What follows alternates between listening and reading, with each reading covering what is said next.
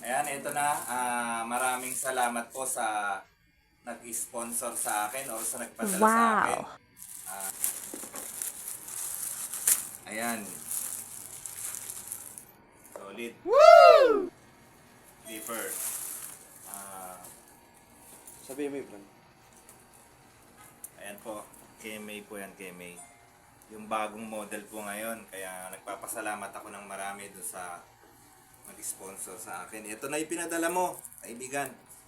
Hindi ko napapangalanan kung sino ka. Alam ko namang mapapanood mo yung video na to. Ayan. Ayan siya. Paano ba itong buksan? Baka ako ay baka mabagsak pa. Ayun, di ano. Ayan. At ayun na nga.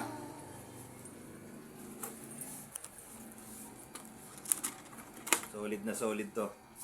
Ito yung nagte-trending na clipper. KMA. Ayun. Solid. Pati yung ano niya, oh, ito pa. Ulit. Oh, ang ganda. Ang ganda. Pero try natin. Pati yung ano niya, oh. Wow, bago ah. Ganda, ceramic yung ano, yung ibabaw ng talim nyo. Sira, sira.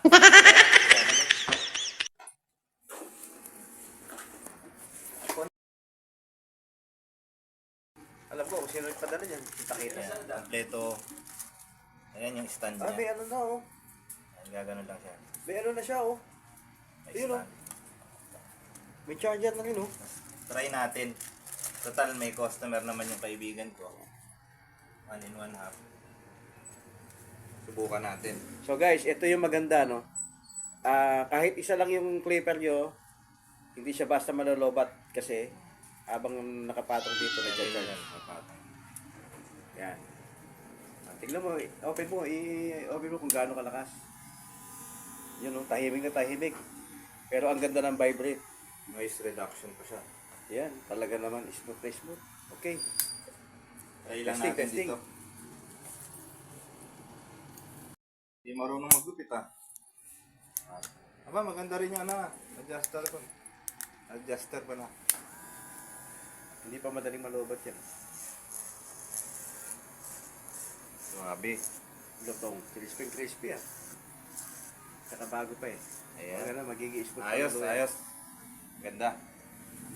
Thank you. Muli po ay nagpapasalamat ako sa taong nagpadala sa akin ito. Masayang masaya po ako talaga. Maraming salamat po. God bless po.